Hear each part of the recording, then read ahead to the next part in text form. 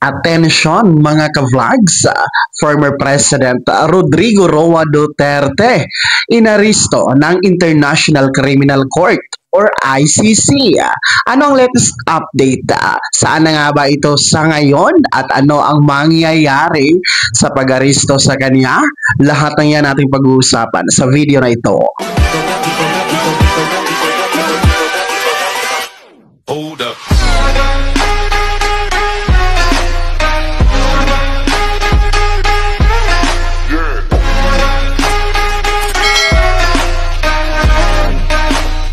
Hello mga vlogs, welcome dito sa aking YouTube channel. Magandang araw po sa lahat ng mga manonood. Saan po kayong dako sa mundo? Kumusta mga ka-vlogs? Eto mga Filipinos, former President Rodrigo Roa Duterte ay naristo ng International Criminal Court or ICC.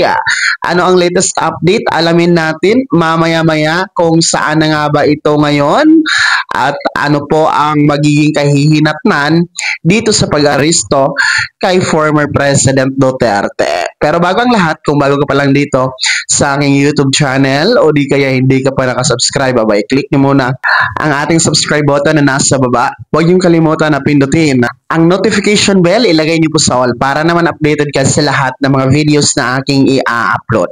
So, eto na nga po mga Filipinos, mga ka-vlogs, isa pong malaking balita, hindi lamang dito sa ating bansa, kundi ito po ay maging sa iba't ibang dako ng mundo. Kung saan nga po, itong si former President Rodrigo Roa Duterte ay inaristo, sinervan po ng warrant of arrest ng International Criminal Court or ICC dahil po sa kasong crime against humanity. So kahapon po yan siya nangyari mga ka-vlogs, saan galing po sa bansang Hong Kong si former President Duterte at pagbalik dito sa NAIA ay hinarang na nga po siya ng PNP kasama po ang Interpol or International Police mga ka-vlogs dahil nga po sa paglabas ng warrant of arrest ng ICC noong March 7 kung saan po nakabatay sa reklamong crime against humanity dahil po sa war on drugs ng Pangulong Duterte noong siya ay nasa pwesto pa bilang presidente natin.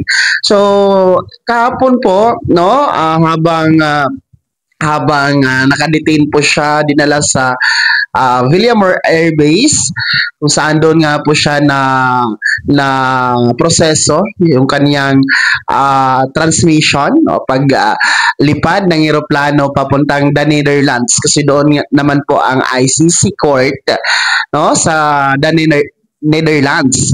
So, kagabi, mga alas 11 ng gabi ay tuluyan na nga pong lumipad ang eroplanong lulan si former President Rodrigo Roa Duterte, at ito nga po ay nakatakdang iharap sa International Criminal Court or ICC mga Filipinos. So yan ang pinakamalaking balita ngayon sa ating bansa maging sa abroad, and marami ang mga taga-suporta ng dating Pangulo ang nagprotesta at nagpahayag ng suporta, nagsagawa ng mga prayer rally mga ka-vlogs. Sa kabilang dako, ang Malacanang naman ay nag-set ng press conference kagabi, I think mga alas 11 din po, ng gabi, kung saan inihayag po ni Pangulong Bongbong Marcos na sumunod lamang ito sa utos ng Interpol or International Police dahil nga po meron daw commitment ang ating bansa para sa Interpol, So yun po yung pahayag ng Pangulong Marcos. So para naman sa akin, for me bilang isang ordinaryong mamamayan, bilang isang citizen na Pilipino, ay nakakalungkot po for me, nakakalungkot din po na makitang ganun po ang ginawa kay former President Rodrigo Roa Duterte dahil po parang masyadong minadali ang proseso at masyadong grabe yung paglabag sa karapatang bang tao, no? Kasi hindi pinayagan na magkaroon ng abogado, hindi pinayagan ang mga pamilya na makapasok, no? Talagang harassment, no? For me, ang nakikita ko doon sa nangyari kahapon hanggang kagabi, no? Mga ka-vlogs. I'm sure nakikita nyo sa mga balita ang mga nangyayari. And talagang insulto ito sa ating konstitusyon, no? Insulto ito for me sa soberanya ng Pilipinas dahil po sa isinuko natin ang ating soberanya sa foreign court, no? Parang naparalisa na po ang ating Korte Suprema, ang hustisya dito sa Pilipinas, parang wala nang dating. Hindi na siya useful kumbaga dahil nga po nakialam na ang foreign court, no? Hinggil nga po dito sa war on drugs. Na dapat sana meron naman tayong sariling korte, may sariling konstitusyon, dapat sana, no? Dito na lang ililitis, dito na lang po, no? Ililitis kung mapapatunayan man na merong kasalanan ng dating Pangulo. Pero itong pagsuko sa International Criminal Court, no, na hindi naman po tayo miyembro, walang jurisdiction ng ICC dito sa ating Pilipinas, ay talagang paglabag sa ating soberanya, no? Tinapak-tapakan po ang ating korte dito sa Pilipinas. No, yun po yung aking stand dito mga ka-vlogs, no? I don't know kung sang-ayon kayo. Marami naman po ang naging masaya, no? Marami ang naging masaya na naaresto si Pangulong Duterte, lalong-lalo na yung mga may kamag-anak na napatay sa war on drugs, no? So, kung iisipin nyo naman, no, ang dami pong naging naisalba, nailigtas na buhay dahil po sa war on drugs. Kasi kung hindi po yan pinatupad, noong mga nakaraang administrasyong Duterte ay talagang wala na ang Pilipinas. No? Puno na tayo. Hawak na tayo ng mga drug lords. So kawawa po ang ating bansa kung hindi po naging epektibo ang war on drugs. For me, naging epektibo po yon, no? Nakinabang tayo hanggang sa ngayon. Kaya lang bumalik talaga tayo sa dati, no? And overall, no, I can see this situation, no, ng mga nagaganap sa ngayon is all about politics, no? Kahit naman sinasabi ng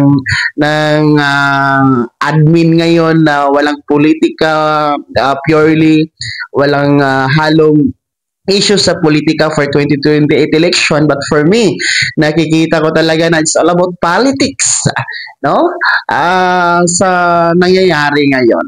Kaya maki-update tayo. Yan, ang latest update kasi is yung eroplanong sinakyan ni Pangulong Duterte from Philippines to the Netherlands ay magsa-stop over sa Dubai, no? And then kanina nga alas 8 ng umaga ay dumating ito sa Dubai, saka tutuloy na tutulak doon sa Netherlands.